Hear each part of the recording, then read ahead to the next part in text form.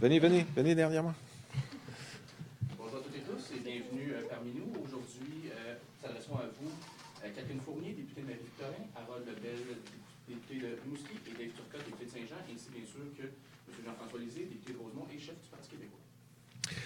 Lors du dernier long passage du Parti québécois au pouvoir, on a vécu la plus forte chute du taux de pauvreté de l'histoire récente du Québec. Et alors que le taux de pauvreté était stagnant au Canada, on l'a fait reculer de façon significative au Québec, tout en créant de la richesse dans toutes les régions du Québec.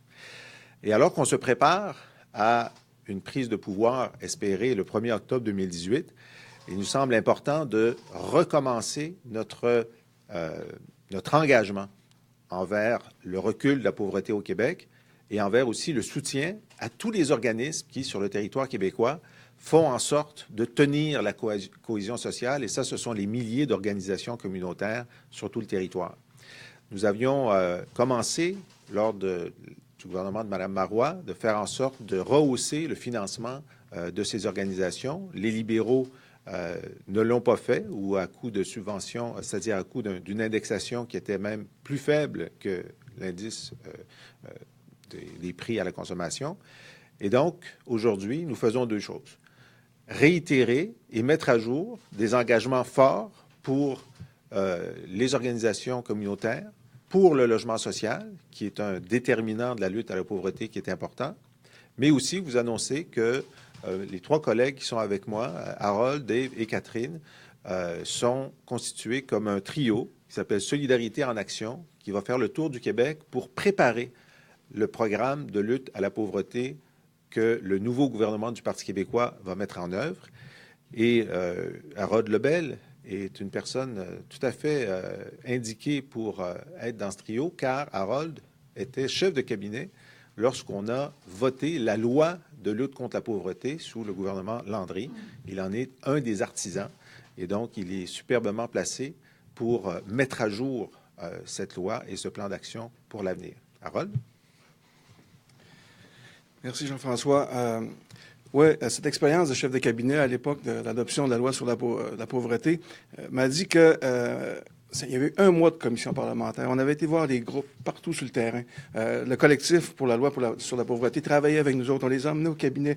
On travaillait des textes avec nous autres. Quand on parle de lutte à la pauvreté, il faut le faire ensemble, avec les gens qui vivent l'action sur le terrain.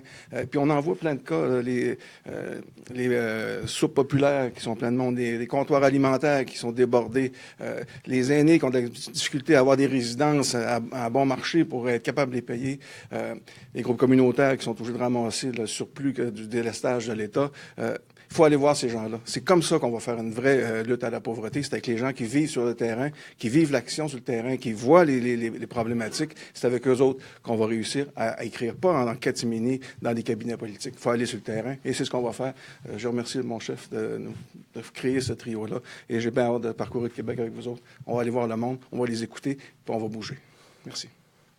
Dave.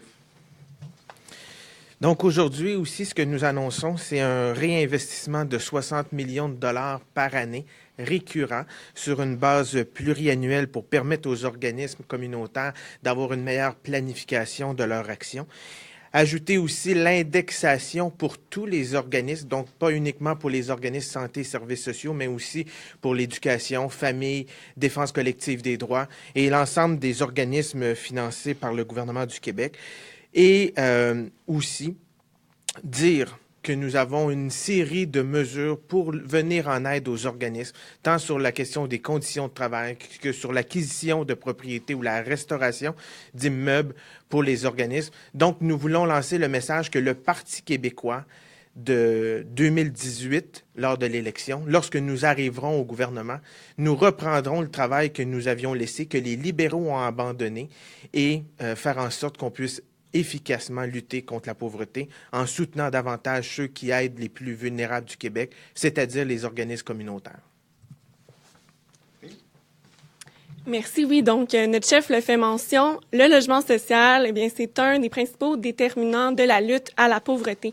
Et actuellement, ce qu'on constate au Québec, c'est qu'il y a plus de 227 000 ménages qui consacrent plus de 50 % de leurs revenus pour se loger. Et donc, lorsque nous étions au gouvernement, au Parti québécois, nous avions annoncé 3000 unités de logement social par année.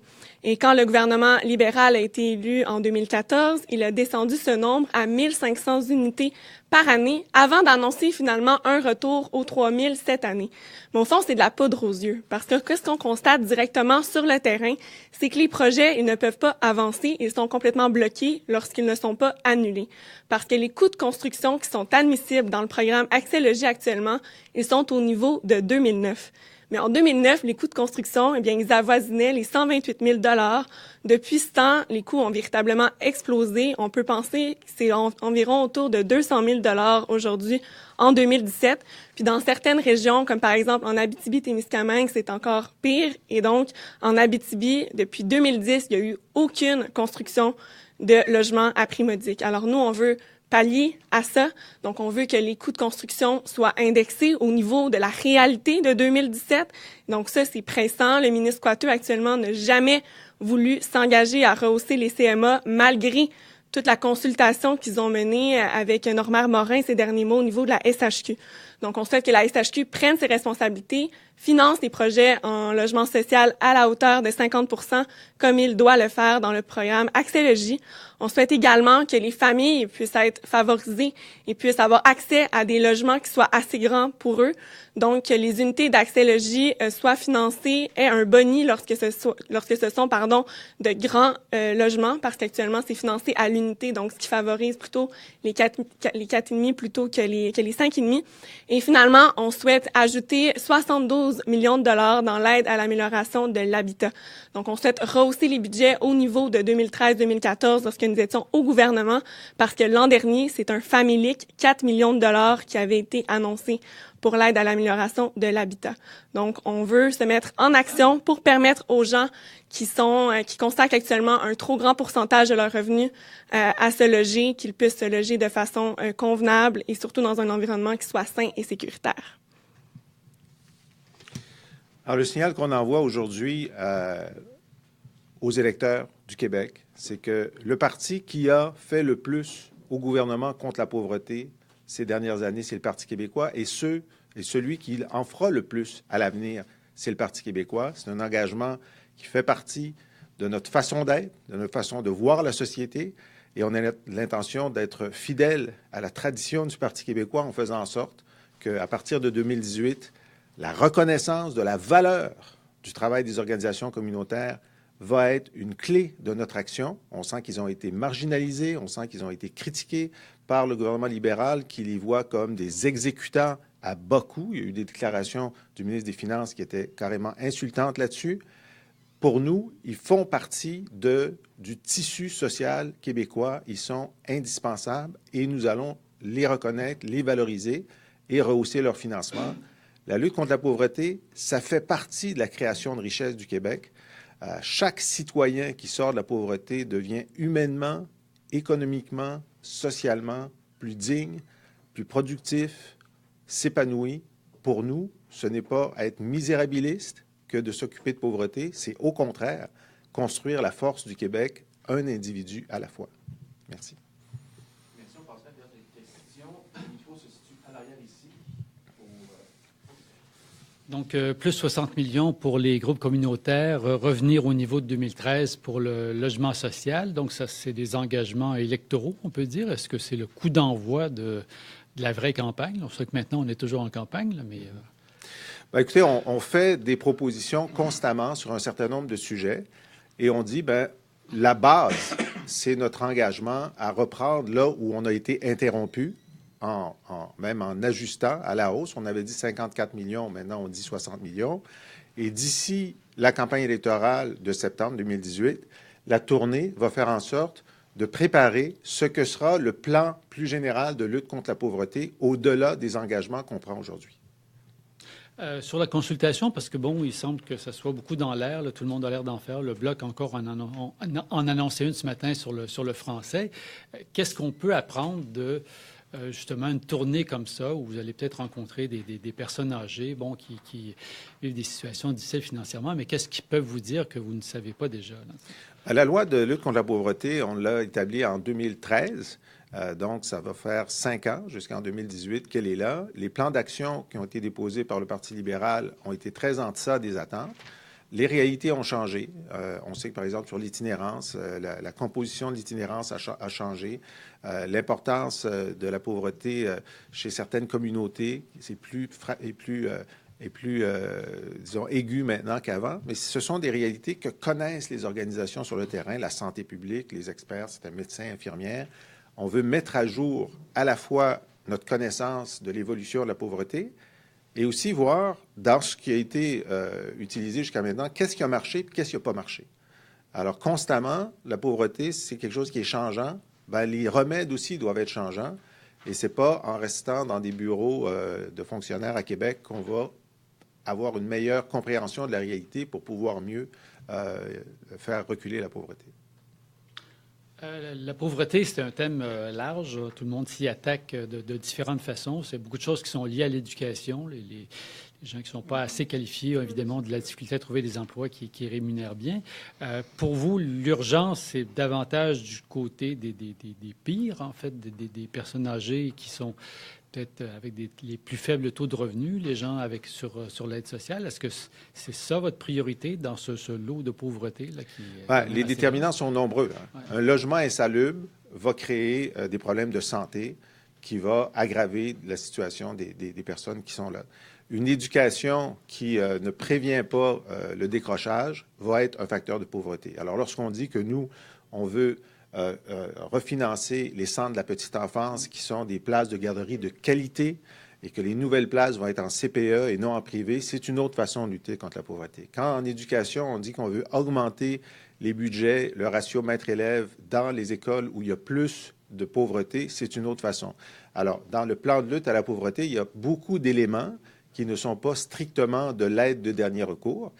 Mais on se rend compte aussi que, par exemple, il y a des programmes qu'on avait qui permettaient à des gens sur l'aide sociale d'avoir un emploi subventionné ou des handicapés, d'avoir un emploi subventionné dans des groupes communautaires. Ce programme-là a été laissé à l'abandon par les libéraux. Donc, il y a eu même des reculs ces dernières années sur l'insertion en emploi de personnes vulnérables. Et moi, une chose qui m'a toujours frappé, c'est qu'il y a des listes d'attente de décrocheurs pour aller dans des entreprises d'insertion dont le taux de succès est 85 %. Comment ça se fait qu'il y ait des listes d'attente? Donc, un de nos engagements, c'est de faire en sorte de financer correctement ces entreprises pour que chaque décrocheur qui veut raccrocher puisse être accompagné dans cette volonté-là. Bonjour. Est-ce que ce trio Solidarité en action va aussi se pencher sur la réforme de l'aide sociale et ses conséquences, peut-être? Tout est ouvert, bien sûr. On a fait une lutte au projet de loi 70. Donc, on considérait qu'il était punitif, qu'il allait avoir des effets négatifs sur les jeunes à l'aide sociale. Il faut les accompagner, couper à, c'est quoi, c'est 300? Oui, 300 $ par mois à un jeune, c'est l'envoyer vers le travail au noir, les gangs, l'itinérance. C'est clair. Même le Conseil du patronat a dit que ça n'avait pas de sens. Alors, c'est sûr que l'ensemble de ces questions-là, les dégâts causés par les libéraux vont faire partie de notre volonté d'avoir des mesures positives de sortie de la pauvreté. Et cette tournée de consultation-là, est-ce qu'on peut dire que vous reprenez un peu la formule de Bernard Landry? C'est-à-dire que la consultation qui avait été faite aussi par Harold Lebel, c'était une façon de se connecter. On fait une tournée similaire en ce moment sur les PME. Il y a 3 députés qui font une tournée qui s'appelle Priorité PME. D'ailleurs, ils vont faire une annonce demain sur un certain nombre de leurs constats. On se rend compte que ça enrichit beaucoup notre connaissance des dossiers lorsque des députés qui connaissent déjà les dossiers, ce qui est le cas ici, vont à la rencontre, discutent, soumettent des idées et les enrichissent au contact des gens qui sont là-dedans à temps plein. Je vais te préparer à répondre à une question sur le membership du Parti libéral, mais si ça ne vous intéresse pas, je ne répondrai pas. J'allais dans le complémentaire. J'avais 2 affaires, dont celle-là. OK. Alors, il n'y a pas qu'au PQ où des fois, ça brasse un peu. Chez les libéraux, vous avez vu les chiffres, ça descend. Votre réaction à ça? Bien, écoutez, je pense que c'est une indication de la déconnexion des libéraux par rapport aux priorités des Québécois. Donc, j'ai appris ce matin qu'il n'était plus qu'à 30 000 membres. 30 000 membres au Parti québécois. J'ai fait vérifier les chiffres aujourd'hui. Nous sommes 80 000 Et depuis un an, on a eu 12 500 nouveaux membres. 12 500 personnes qui n'avaient pas été membres auparavant, qui sont maintenant membres du Parti québécois. Alors, ça baisse au PLQ, ça monte au Parti québécois. Je vais vous donner d'autres chiffres. Québec solidaire, ils sont à peu près à 16 000 membres. La CAQ, 11 000. Ça veut dire que les trois autres partis réunis ont moins de 60 000 membres. Nous, on en a 80 000. Et on est en campagne de financement populaire. C'est le Parti québécois qui a inventé le financement populaire. Les derniers chiffres montrent que nous faisons en ce moment plus de financement populaire que tous les autres partis réunis. Et ça dit quelque chose sur la force, sur l'enracinement, sur l'empreinte démocratique du Parti québécois qui est de loin plus importante que celle des autres partis. Et moi, j'invite ceux qui quittent le Parti libéral en ce moment, parce qu'ils sont désillusionnés, de dire, mais la grande maison, la maison du Québec, la maison qui veut arrêter l'austérité, la maison qui veut défendre la nation et l'identité, la maison qui veut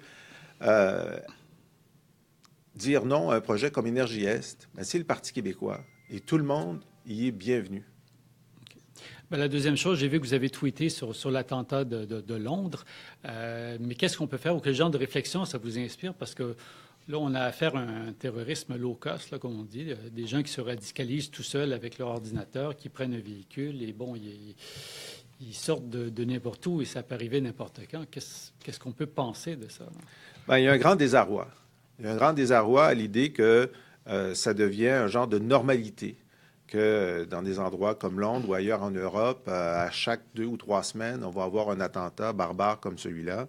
Et donc, on ne peut, d'une part, que de réitérer notre amitié, notre solidarité, et de dire aussi que l'importance de la lutte contre la radicalisation, de la capacité qu'ont les policiers et les services de renseignement d'infiltrer ces réseaux-là, d'avoir des signes avant-coureurs, que les personnes qui, dans ces communautés, voient des signes de radicalisation, en informent les autorités, c'est la seule riposte possible.